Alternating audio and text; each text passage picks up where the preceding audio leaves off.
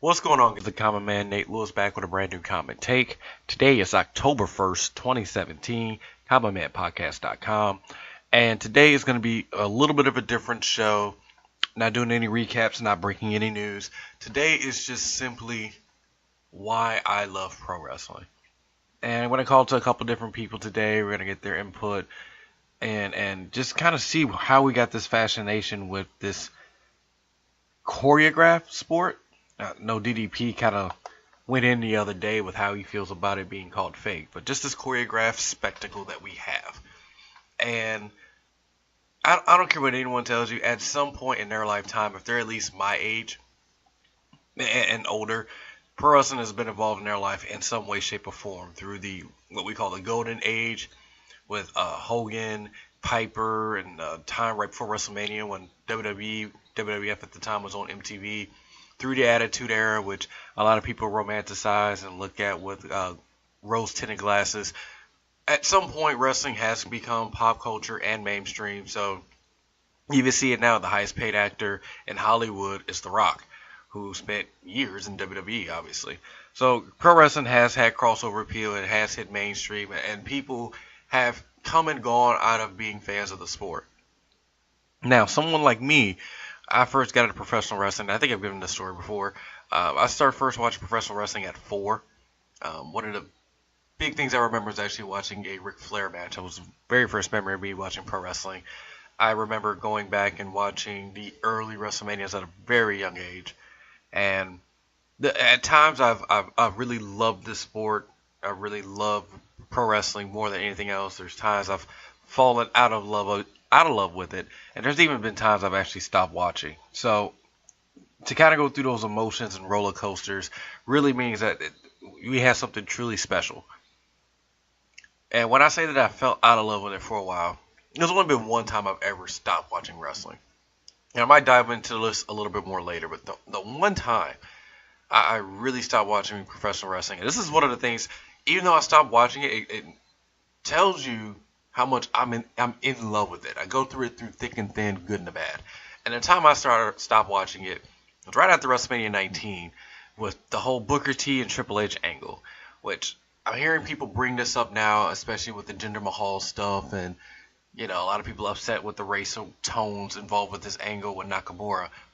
There was a lot of racial tones involved with that Booker T and Triple H angle, and as a young black man at that point, I think it was, God, this was, let's see, it was 2003, so I'd have been like 17, maybe even 16 years old, and all the overtones that went along with that, and then for Booker to get beat decisively like that, he got beat with Triple H's move, and then there was like a good 8.5 hours in between that cover, and just fucking Booker was buried, and at that point I had enough.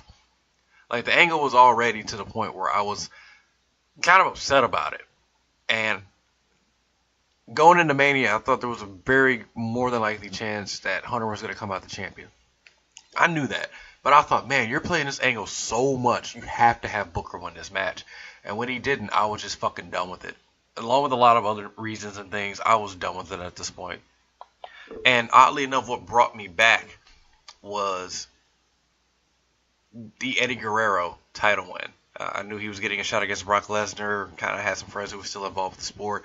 I said, all right, cool. I'll maybe pay attention. And I didn't order the No Mercy paper, or I'm sorry, what paper? Oh my God, the No Way Out pay-per-view. But when I heard later on that Eddie had won the title, I was just like, all right, that's the part that made me love it. Eddie was the underdog, and not just underdog in this match, but he's been underdog in his wrestling career. Eddie's always had fantastic matches. He's always had a killer persona, whether it just be just like the very generic Mexican wrestler who had some flair and charisma to him. Later on he did the stuff with the cruiserweights in WCW and the stuff with his nephew Chavo to Latino Heat and all that stuff there.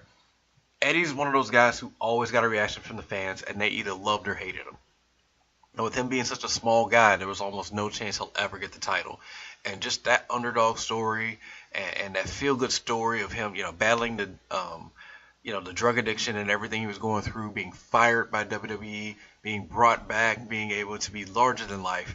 That story I don't want to say it negates what happened. I think it was maybe a year or so prior.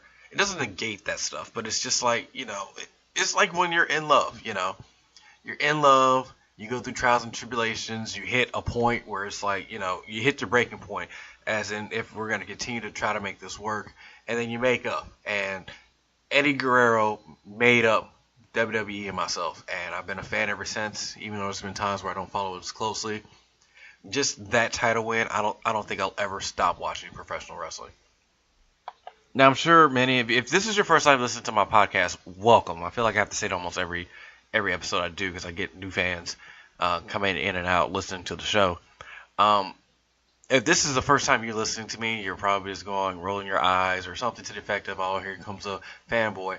I spent a lot of time burying WWE product. I buried TNA deep beneath the earth or Impact or whatever, Global Force. I buried that for years, way before I had a podcast. I wish I had a podcast back then so I can verbalize that burial I did then. So I'm very critical of the current product in WWE. I'm very critical of other promotions when I get a chance to watch them. New Japan, I'm critical on things on that too. But you can be critical and still be a fan, and I think that's the big thing here. If you if you're one of those believers that the internet's just full of angry nerds with fucking crater faces and Cheetos and Mountain Dew or Doritos and Mountain Dew, yeah, that's some of us. But some of us are just regular people who've just fallen in love with this whole genre. And yeah, and sometimes it really pisses us off, and there's some times where we absolutely love it. And that's kind of what the point of the podcast is today. I want to talk to a couple of people and just kind of, why are you so in love with it? I kind of give him my reason why. It's just, started as a young kid. I love the spectacle. I love the physicality. I love the storytelling when it's on point. And just, it's always on. It's always been there. And thanks to Monday Night Raw, it's a part of your weekly routine. It's just Monday nights, I'm home, watch Raw. And for a time it was watch Nitro, and for maybe a week it was for watching TNA.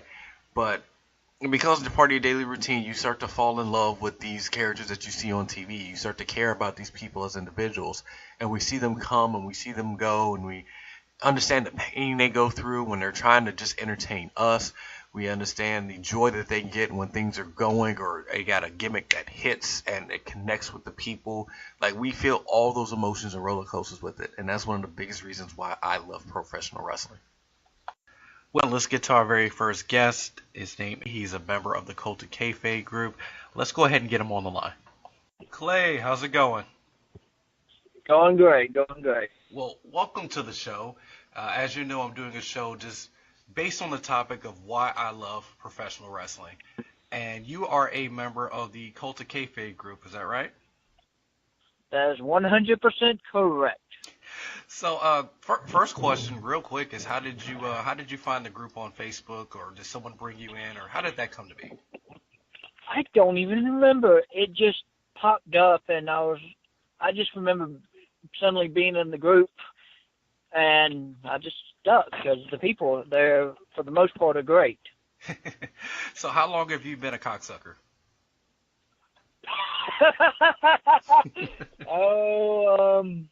Trying to think, maybe 3-4 years.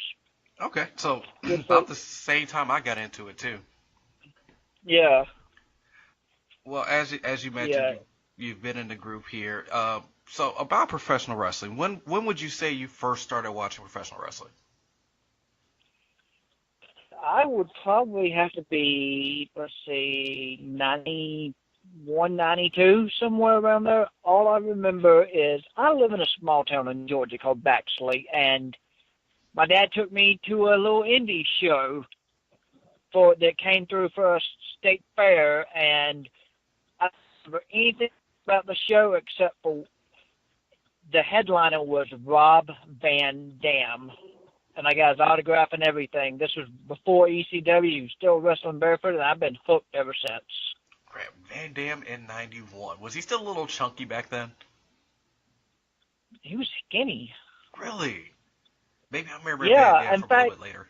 Just somewhere online of him in front of our local grocery store with the belt, and he's skinny. He's probably like in his early 20s.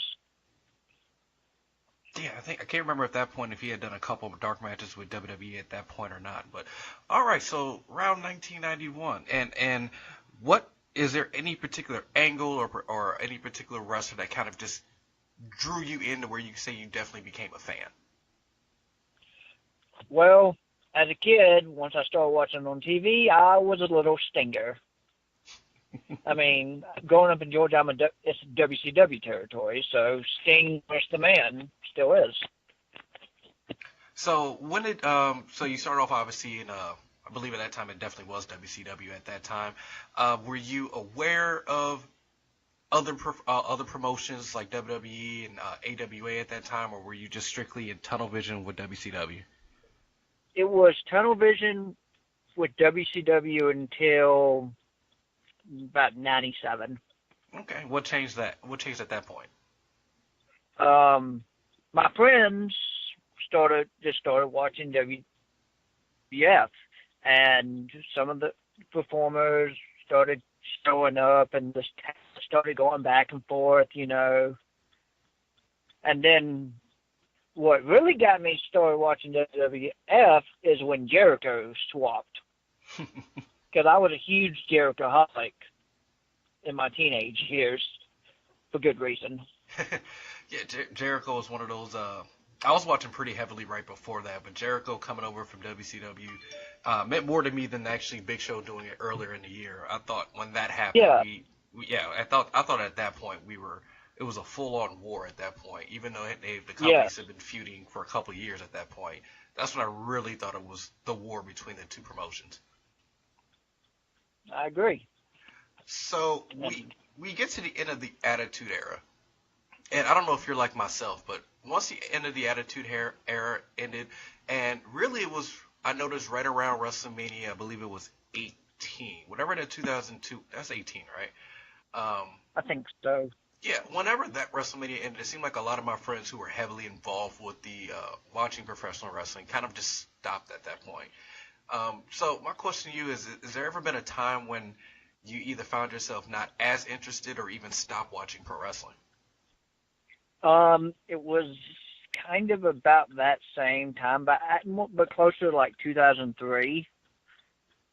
Maybe right at when I started moving around college and just got frazzled and fell out of it because college was trying to take up my life. But the only, but I got back into it about 2006. That 2 3 year gap of no little wrestling, and then I discovered Ring of Honor. I was just about to ask you actually that next is what brought you back into it. So you mentioned Ring of Honor. How did you what had you start watching Ring of Honor? Um, I was just going. It was about the time the internet started blowing up, and you had access to all this other stuff, and I just looked back into wrestling, and I found videos of Bryan Danielson,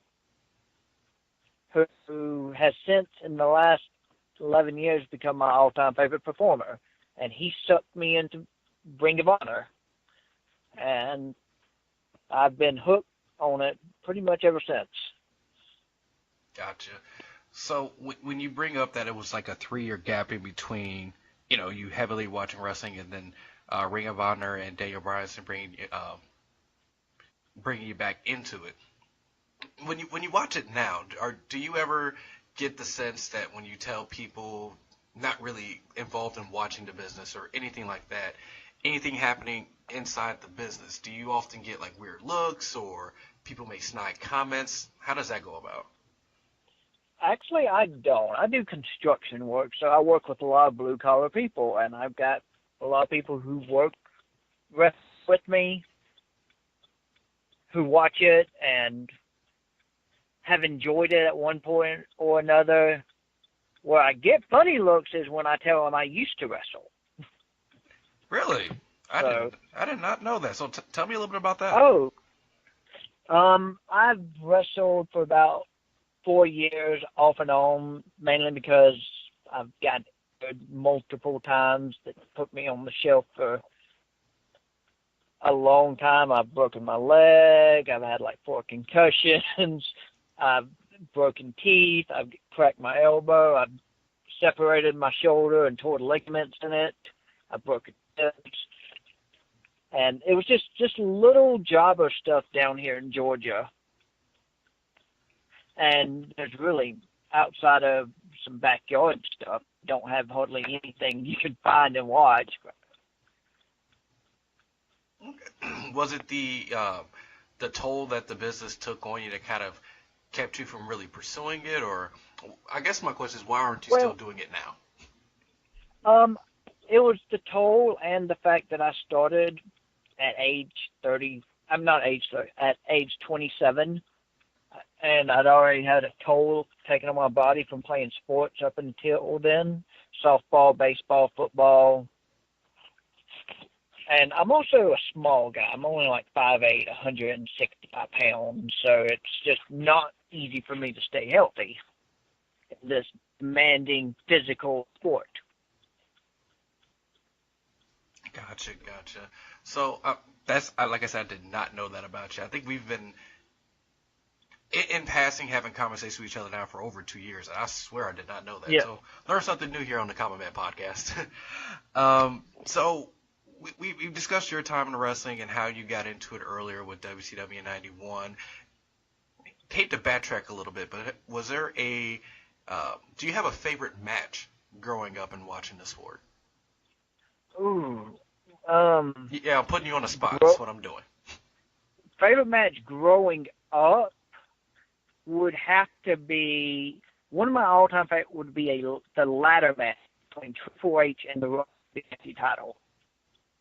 Okay, yeah. I just that was started getting the hooks in me about WWF, and then but I would have to say from in the '90s my favorite match would be the Jericho versus Malenko match for the WCW Cruiserweight title, where Malenko won a battle royal disguised as a luchador, I and remember then that angle very well. unmasked to shock Chris Jericho and then the Cruiserweight title. I remember that angle very, very well. Just the pop that Malenko got when he unmasked was just unreal at that time. Yes, and Malenko is one of the greatest technical wrestlers to ever lace up a pair of boots. Definitely, I mean, the man was flawless, nearly. I would definitely agree. So you watch the current product now. What would you say Yes. the WWE is facing in terms of? I think it's actually across. This bleeds over to MMA also, but they seem to have the lack of like mainstream big stars. You know, back in the Attitude Era, Austin obviously ran dominant. The Rock was there also, and even if you look at WCW, Bill Goldberg and Hogan, do we seem to have a lack of stars, at least as far as WWE right now? Well, I think it's due to the evolution of media. The fact that there are hundreds, maybe thousands more options for people to watch on any given night at any given time with DVR, Netflix, hundreds of more channels. People just aren't going to give fully time when they got something else they like slightly more. Like reality TV is something that didn't exist back then, but still gets millions of viewers now. I just think it's just the way everything's going. Ratings are down across the board for every channel, every show. I just think it's the evolution of entertainment. All right, and you mentioned a moment ago that there's thousands of different options for not just wrestling fans, but people overall to be entertained. Um, there's a ton of. I hate to call them all indies because you have things like New Japan and Ring of Honor, but they're on a smaller scale than WWE. Do you have a favorite promotion that's not WWE? Well, I absolutely adore New Japan and Ring of Honor, but they get a lot of love. But out of what I would consider a true indie, I would consider Evolve to be one of my favorite things to watch. Yeah, I've had some people try to put me up on Evolve, and the way my schedule is and how hectic it goes from day to day, it's not something that I've actually had a time to really sit down and watch. But I know we got some issues going on with Evolve and what's going on with them, but it's one of the ones I definitely want to check out along with Progress. So there's if you're not a fan of WWE and you feel like it's too mainstream and they're doing too many wacky things, there are other wrestling options for you. Oh yeah, but part of my reason Evolve, this is going to sound completely biased, but I have a friend who actually wrestles there that I met through the business. That I talk to him, well, not as often as I used to because he's so busy. Fred Yehai, Shout out to probably Fred Yehi. my favorite active wrestler in the world right now. That's actually going to be a question I was going to get to next. Is do you have a favorite worker currently? But I think we've answered that one. Yeah, Fred. He's such a great talent. He works harder than anybody else I've ever known, and he's going to go places. He already wrestled in the Cruiserweight Classic last year in the preliminaries. He's just keep your eye on him. And I got a few other wrestlers out there that I like from the indies, like Trevor Aon, wrestler here in Georgia, real good guy, good striker, good look, very unique gimmick. Yeah, we'll definitely And keep an eye out. Yeah. So he's actually also a member of Court to Kayfabe. I know we've got actually. I just want to do that shout out for people here who aren't a member of Cult of Kayfabe. I bring it up in each and every one of my podcasts. Yeah, there's a lot of your local guys, your indie guys that are in the group, and we've actually had some bigger members in the group also. So that's why I'm always plugging it. So check it out on Facebook, Cult of Kayfabe. I'm gonna get to my last question here, but just real quick before I do that. The lead for that, would you happen to be a subscriber to the WWE Network? Not at the moment. It's basically because my internet sucks. I live out on a farm in the country, and I have satellite internet, so I can't really stream as much as I would like, so I don't. I have friends' houses. Okay, because I wanted to lead that into my final question here, which is, we have Flow Slam, we have the WWE Network. For mixed martial arts, the UFC kind of is building a conglomerate with their Fight Pass.